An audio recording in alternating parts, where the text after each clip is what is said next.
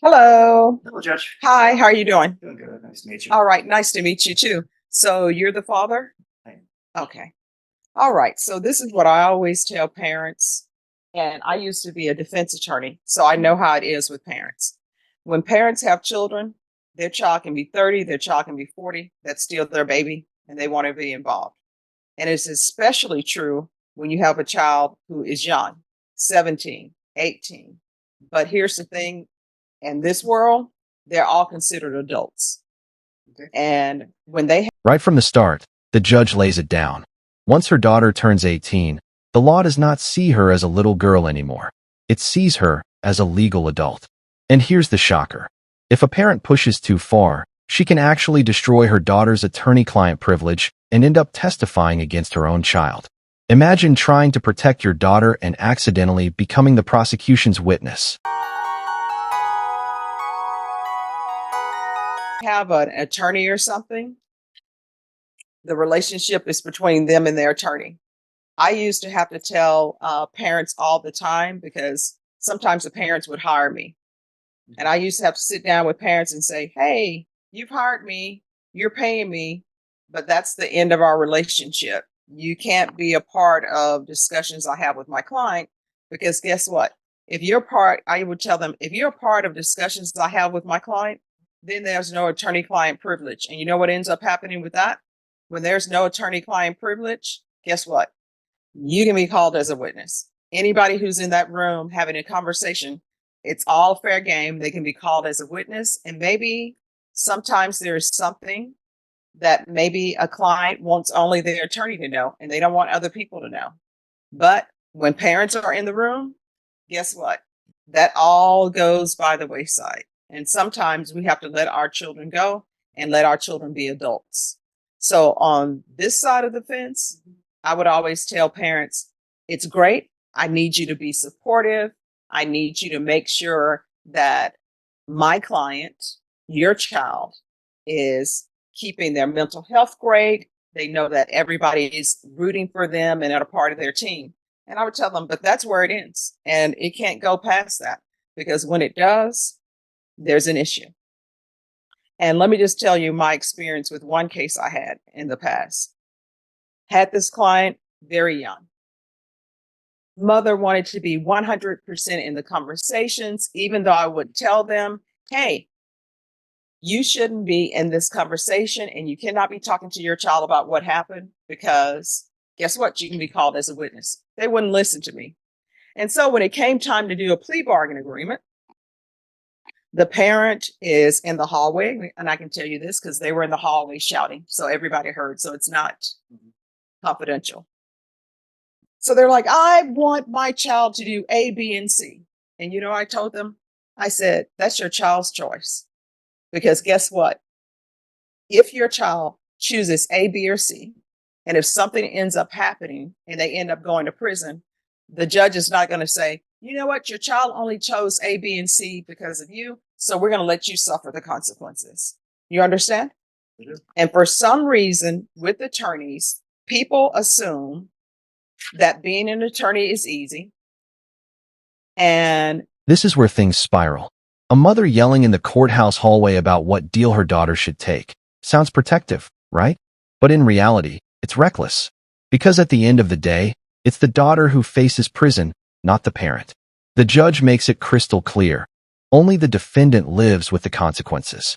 being a doctor is so much differently. Because if you go to see a doctor and you get a second opinion and a doctor tells you, oh yeah, your child needs a heart transplant, or oh yeah, we need to take the appendix out. A parent doesn't go to that doctor and say, well, I want to look at everything and let me just tell you how I think this appendix should be taken out. The person depends on the doctor, that the doctor knows what they're doing.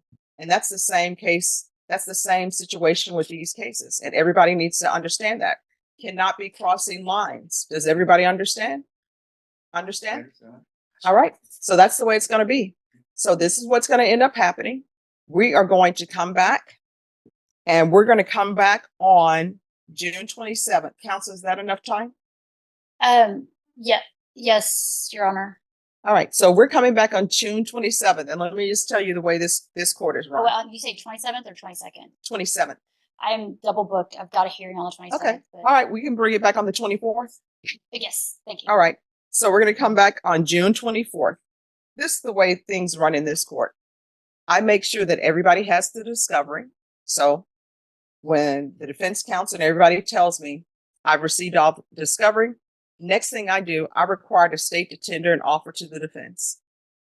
And the defense has an ethical and legal obligation to tender that offer to their client and tell their client what the consequences are of the offer.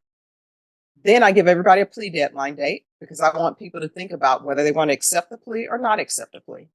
If they decide not to accept the plea, when I give them the plea deadline date, then that plea deadline date has expired and the next setting is going to be a jury trial. And if somebody after that plea deadline date has expired decide, oh gosh, I don't want to go to trial, the only way I'll accept a plea is for good cause. Otherwise, they'll have to plea open to the court. All right, everybody understand? Any questions, Dad? I do have one Sure. question. Yes. When your child has a serious, persistent mental illness and a developmental disorder, and that is recognized and should be recognized early on in the Article 1622 of the Code of Criminal Procedure. And there's been multiple suicide attempts. All right, let me stop you right there. So here's the thing. With regards to that, that is something for... And here's the cringe moment. Dad tries quoting criminal codes to a judge who's been practicing law for over 2 decades. That's like telling a chef how to cook her own signature dish. The judge is not amused. She's about to remind him exactly who's trained, licensed, and certified to protect his daughter, her attorney. Her attorney to address. What you should do as a parent is turn information over to the defense attorney if you think it's something that she needs to know or is something that her client wants her to know. You understand? Okay. So here's the thing, you got to cut the string. And when I say cut the string in the court, I mean court the card as in your daughter and her attorney need to be able to have conversations in private. Now, if her attorney wants information from you, then the attorney will ask you, say, hey, I need some information from you. These are records. Maybe I need these records. I'm trying to get these records. Do you have these records? This is something that I want to view. That's completely up to the attorney. But what you're telling me right now and quoting code sections to me, guess what that tells me? You're trying to be an attorney and you're not an attorney. Did you go to law school? I didn't go to law school. So there's the thing. People think that they can read penal codes. They can read the code of criminal procedure and that's it. And not to step on anybody's toes, but for criminal law, when you're practicing criminal law, you know what your Bible is? Your Bible for your profession is this book. And you see how thick this book is? And so if I were not an attorney, guess what? I would see one section and I'm like, oh, that section says that. D is for done. But that's not the way it works. This entire code, guess what? You may read something in this section and still you have to go to this section because it all relates to it. It's similar to the Bible. And let me bring the Bible up for you. Some people will just read one section of the Bible and guess what? When you read that one section, that same person who is listed in that one section, there's somebody else in a different book that has something about that person in the other section. So when you just come away with one part of that section, you think, oh, I'm done, and you're not. And that's why you have to study this forward and backwards. And how many years have you been an attorney? Over 20, and I'm board certified in criminal law. All right. Over 20, board certified in criminal law. So when people are throwing code sections after her, let me just tell you, I know her. Every attorney in here knows her, and all attorneys know each other because when you've been in Bear County practicing for over 20 years, people know you, people know your work. What I can tell you is she would not be board certified in criminal law if she didn't know this book and know the updated part of the book. And what do you do for a living? I have been the president of an international Fortune 400 company in Okay. Mexico City. So let me ask you this. How would you feel is if you are doing that job, and how many years have you done that? 20. You've done that for 20 years. And I just walk into your place of business and I'm telling you how to run things and telling you what the law is about something that you've been doing for all your adult life. Maybe you wouldn't take offense about it, but I guarantee you when I left the room, you know what you probably say? Who does she think she is? She doesn't have a degree in this. She hasn't even worked in this field and is trying to tell me how to do it. And for me, that's with any job. For example, I wouldn't go to McDonald's and tell them how to cook their fries. I haven't cooked their fries. I don't know how to cook it. I would not go to a contractor and tell them how to pour concrete. I may think I know how to pour concrete, but the little things I know about pouring concrete, you have to have it at a certain temperature. Otherwise, it's going to crack. You have to mix it appropriately. That's why when you see people out here mixing all their concrete with quick concrete, sometimes it doesn't go right because there are certain things that experience, knowledge, and education treat you about it. So here's the thing at the end of the day. At the end of the day, this is her attorney. From what I've seen, it appears to the court that she's following through on all mental health issues if there are any. You know why I know? Because I put in here refer to mental health court. And I know that she's been working on doing that. That's why it's in here. Otherwise, it wouldn't be. And you know how I know that? Because she requested it. So when you come to me about the code of mental health, I already know she knows about that because otherwise it never would have been requested. Okay. Sure. And of course, As long as you're not quoting the law to me. I won't go for long, Your Honor. Okay. Of course, she did go to mental health, and that's where we discussed, and that's the absolute right place to be. Just a month ago during a suicide attempt, I said, I only have insurance and I'd like to get inpatient care for her because it's a very serious issue. Okay. And I was correct. No, let's hold off until we can get. So here's the thing though. The advice that she's given your daughter and the advice that maybe she's given you, that's from her legal perspective. And she's trying to protect your daughter's legal rights because this is a criminal case, right? So that's what's happening. So what we're going to do, I'm sure she probably already has, but I'm sure she'll do it again. If your daughter wants to, she's going to discuss with her what the offer is. And we're going to come back. Either she's going to accept the offer, not accept the offer. And either we're going to be in jury trial or we're not going to be in jury trial. That's where we are. But I will tell you this, whenever you're meeting people and you're meeting people in their profession and you want to talk to them, don't quote them things about their profession. I know that she's not going to take it as a slight, but people tend to not like that because people pay more what the cost of a mortgage for their degrees, and they spend a lot of time, experience, and knowledge doing what they do. And I don't know of any defense attorney who would purposely try to lead their client down the wrong path. And I've never seen her try to purposely lead her client down the wrong path. And just my experience of a judge with her, I've never had to tell her what the law is. Okay. All right. Is there anything else? There is. Yes. My client had a mental health evaluation that her father has possession of and is refusing to relinquish. From my understanding, I would like to get that today. All right. So here's the thing. I can't force you to turn over things to her, but get this. She needs information in order to represent your daughter, right? So that's what she needs in order to represent your daughter. Whether you want to turn it over or not, That's completely up to you. Here's another thing I would always tell my clients and my clients' parents. This center of the courtroom, which we call the well of the courtroom, is a minefield. Your child, I am directing them on where to walk in this well. That's a minefield. I'm behind protected glass. I'm going to be just fine. But when I'm telling them to turn right, it's based upon all the information that you've given me or withheld from me.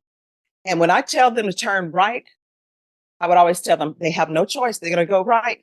Now, when they turn right because of some information you haven't given me, and I'm going by the information that I have, is there going to be an explosion?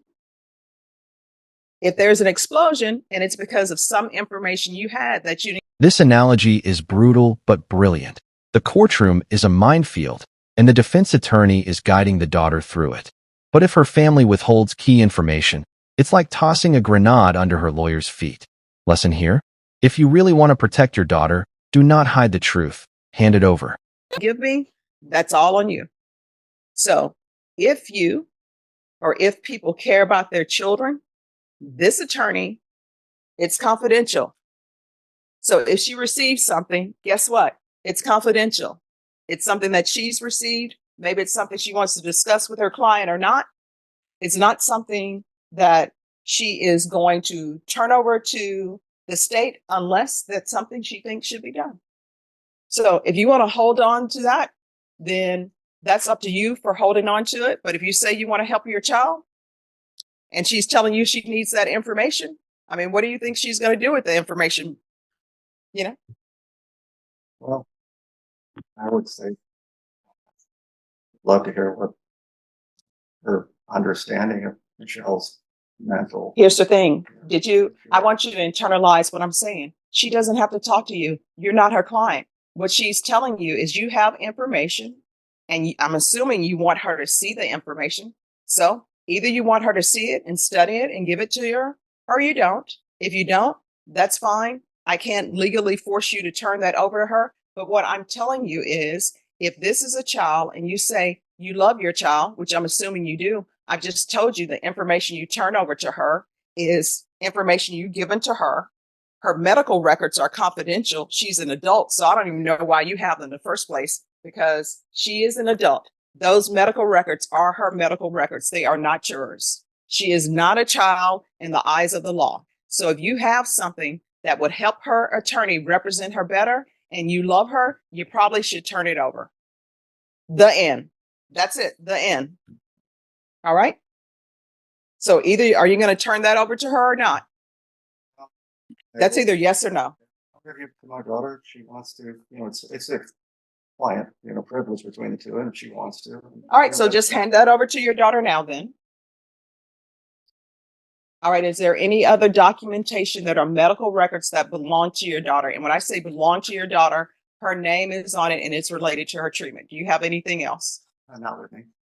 All right. So this is what you need to do. Again, I can't force you to do it.